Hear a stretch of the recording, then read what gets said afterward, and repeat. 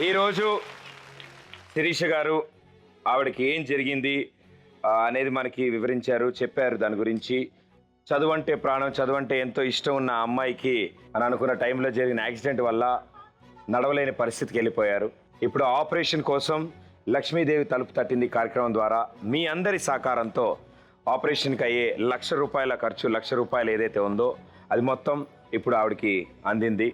So అతి త్వరలో ఆవిడకి ఆపరేషన్ జరగబోతోంది.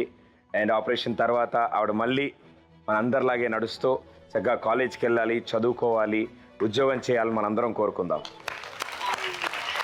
అండ్ దాంతోపాటు టీవీ చూస్తున్న ప్రేక్షకులు, మీ స్క్రీన్స్ ముందు హెల్ప్ లైన్ నెంబర్స్ ఉన్నాయి. మీలో చాలామంది డాక్టర్స్ ఈ షో చూస్తూ ఉండొచ్చు, లేదా హాస్పిటల్కి సంబంధించిన వాళ్ళు కూడా చూస్తూ ఉండొచ్చు. మీకు తెలిసిన వాళ్ళు కానీ, మీకు సంబంధించిన వాళ్ళు కానీ ఎవరైనా కొన్ని డాక్టర్లైనా ముందుకొచ్చి తమ వంతు ఏదైనా ఆ రేట్ని కాస్త తగ్గించి వాళ్ళకి అనుకూలంగా ఆ ట్రీట్మెంట్ ఫినిష్ చేయగలిగితే తప్పకుండా మీరు కాల్ చేయొచ్చు. మేమంతా ఆ కాల్స్ కోసం ఎదురు చూస్తూ ఉంటాం. అండ్ దీంతో పాటు 2 పిల్లలు ఉన్నారు. అండ్ ఆ అమ్మాయి కూడా చదువుకుంటోంది. వీళ్ళ భవిష్యత్తు గురించి కూడా ఆలోచించి ఎవరు ముందుకు వచ్చినా తప్పకుండా హెల్ప్ లైన్ నెంబర్స్కి ఒకసారి లైన్ దొరకకపోయినా దయచేసి ఇంకొన్నిసార్లు ప్రయత్నించవలసిందిగా కోరుతున్నాం. అండ్ మీరు మళ్ళీ ప్రయత్నించడం వల్ల వీళ్ళకి జీవితాంతం ఉపయోగపడుతుంది. So thank you so much ముందుగానే వాళ్ళకి అండ్ మీ అందరికీ. అమ్మ, మీ ఆపరేషన్కి కావాల్సిన ₹1,00,000 ఇప్పుడు మీ దగ్గరికి చేరాయి. అవునన్నయ్య. మీ మాటల్లో మా వాళ్ళందరికీ లక్ష్మీదేవి తలుపు తట్టింది ప్రోగ్రాం వల్ల నాకే కాకుండా చాలా మందికి చాలా విధాలుగా సహాయం చేస్తున్నందుకు జీ తెలుగు వారి అందరికీ చాలా చాలా చాలా థ్యాంక్స్. ఇలాంటి కుటుంబాలు ఇంకా బాగుపడతాయి అనుకుంటున్నాను. నేను ఖచ్చితంగా సర్జరీ చేయించుకొని చదువుకొని ఒక మంచి పొజిషన్లో వచ్చినాక నేను కూడా ఇంకొకరికి సహాయం చేయాలనుకుంటున్నాను. తప్పకుండా అమ్మా. సో ఎన్ని కష్టాలు వచ్చినా వాటిని దాటుకుంటూ ఇన్నాళ్ళు ధైర్యంగా ముందుకు వెళ్ళారు. ఇలాగే మీ అందరూ ధైర్యంగా ఉండాలని, అండ్ ఇక మంచి రోజులు మొదలవుతాయి ఆశిద్దాం. Okay, thanks.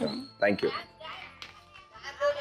ఓకే, ఇలాగే మరో కుటుంబంలో ఇంకో చిన్న చిరునవ్వు తీసుకురావడానికి మనందరం కలిసి మళ్ళీ ప్రయత్నిద్దాం. కలుస్తా. Thank you so much.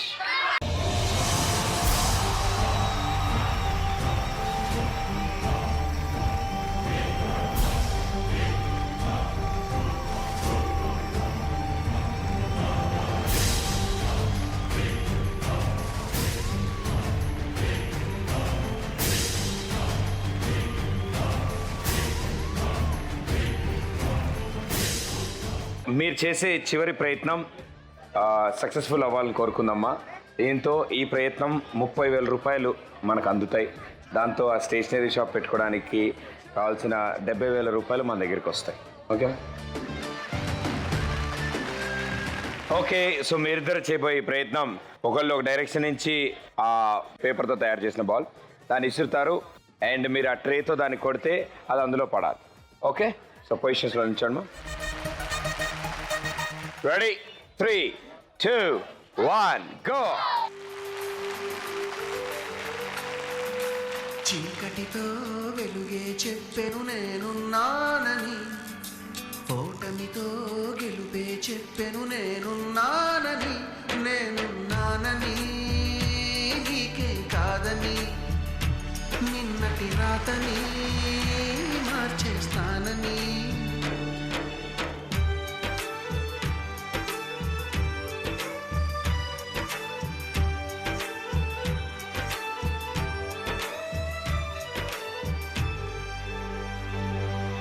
తగిలే రాళ్ళని పునాది చేసి ఎదగాలని, తరిమే వాళ్ళని హితులుగా తలచి ముందుకెళ్ళాలని,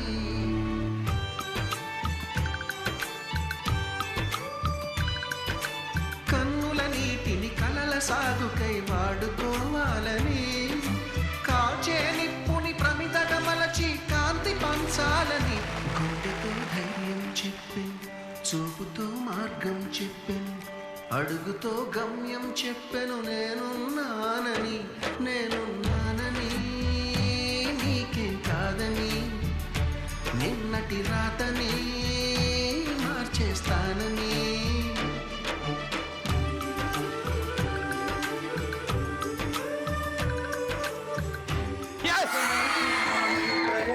సూపర్. సో 5 అందులోకి వేస్తారు అండ్ వెరీ వెల్ ప్లేడ్. ఇద్దరు కలిసి చక్కగా టీం లాగా ఆడి టాస్క్ని ఫినిష్ చేశారు. సో మీ 3వ ప్రయత్నం సక్సెస్ఫుల్గా పూర్తయింది కాబట్టి ఇప్పుడు మీ ఇద్దరి చేతుల మీదుగా ఆ కుటుంబానికి 30,000 రూపాయలు అందబోతున్నాయి. లక్ష్మీదేవి తలుపు తట్టింది.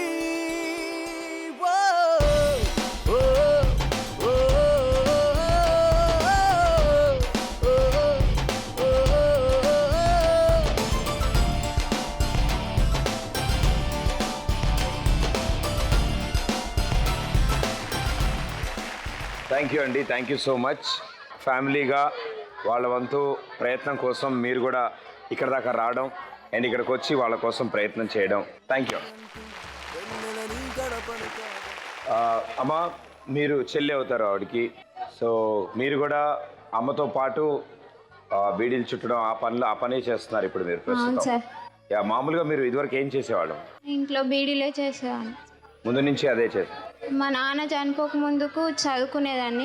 ఎక్కడ వరకు చదువుకున్నారమ్మా? ఇంటర్ ఫస్ట్ ఇయర్లోనే మా నాన్న చనిపోయాడు. Okay. అప్పటి నుంచి బంద్ చేసి ఓకే.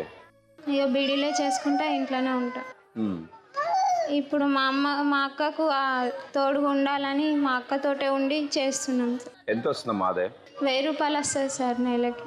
నెలకి 1000 రూపాయలు వస్తుంది. రోజుకి ఎన్ని గంటలు పని చేయాల్సి వస్తుంది? ఈ ఇంట్లో పని చేసి తర్వాత చేస్తాం సార్. అమ్మ మీరు ఇద్దరు కలిసి చేస్తారు? ఓకే. అంటే ఇప్పుడు ఉన్న పరిస్థితులన్నీ మీకు అర్థమవుతాయి అండ్ అదే అమ్మ కూడా ఇందాక చెప్పారు మీకు కూడా పెళ్లి చేయాలి నేను అని ఆవిడ అంటున్నారు. దానికోసం కూడా దాచుకునే డబ్బుల్ని అల్లుడి కోసం, ఎందుకంటే అల్లుడైనా కొడుకైనా ఆయనే, సో ఆయన కోసమే పెట్టాల్సి వచ్చిందని. సో ఇప్పుడున్న పరిస్థితుల్లో మీరు ఏమనుకుంటున్నారు? మాకు అన్నదమ్ములు లేరు కదా సార్. మా అన్నలాగానే చూసుకునేవాడు మా బావ. అట్లా అని మా నాన్న కూడా నేను చిన్న ఉన్నప్పుడు ఇక చనిపోయినప్పుడు మా బావనే మంచిగా చూసుకుండు.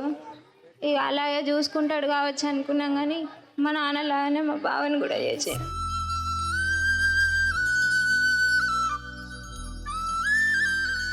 మీరు మాట్లాడడానికి ప్రయత్నిస్తూ ఉంటారా ఆయనతో? మాట్లాడతాం సార్. పొద్దున్నాక నేనే ఉంటా సార్. అక్క వాళ్ళ పాప చూసుకుంటా, బావని పాపని చూసుకుంటా. పొద్దున్న దాకా ఒర్రిస్తూనే ఉంటా ఏదో ఒకటి. చూడు బావ ఏదో ఒకటి అను నేను ఎవరిని అని అడిగినా కూడా సపోర్ట్ చేయడు. రోజు ఒర్రిస్తూనే ఉంటా.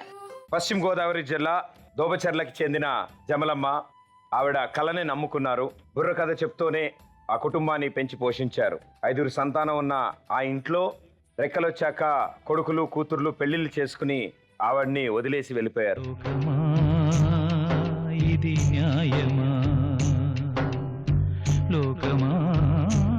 ఒక్కోసారి అన్నం కూడా ఉండకపోతే హరిశ్చంద్ర నాటకాలకి, అమ్మవారి జాతరలకి, కాలికట్ రూపులకి నలమారిగా తిరిగేవాడిని.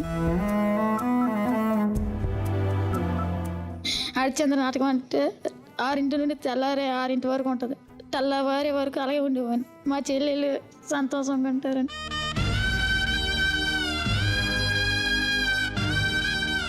ఎండలో గెర్రని ఎండ కొడుతుంటే మట్టి మీద పడుకుంటుంటే సిమెంట్ రోడ్డు మీద ఈపు కాలిపోయి వాళ్ళు చప్పట్లు కొడుతుంటే ఆ ఆనందంలో మర్చిపోయినవన్నీ.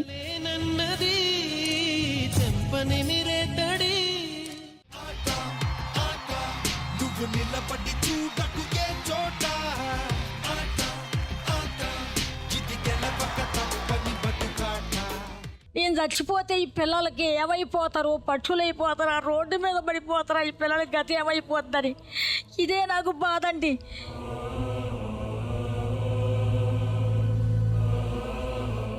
నీకు చదువుకోవడం ఇష్టమా? ఇష్టం సార్. ఏమవుదాం అనుకుంటున్నావు? Doctor sir. డాక్టర్ అవుతావు? అవును సార్. మా అమ్మ నాన్న ఒంట్లో బాగా డబ్బులు లేక హాస్పిటల్కి గట్టి వెళ్ళలేదు సార్. అలాగా ఎవరి అమ్మ నాన్న కూడా అలాగ అవ్వకుండా నేను సేవ ఫ్రీగా చేస్తాను సార్. గంటల నాదము తల్లి తల్లి విన్నది శంకుల శబ్దం చేడ విన్నది ఎవరండి నా దేవతంగమా పక్కల కొడుకు పాలు తాగను పురిటి మంచము నేను దిగలేదు నీళ్ల నూతి కన్నా నేను వెళ్ళలేదు 6 అక్కలు వెంట్లో లేరండి సంగమా.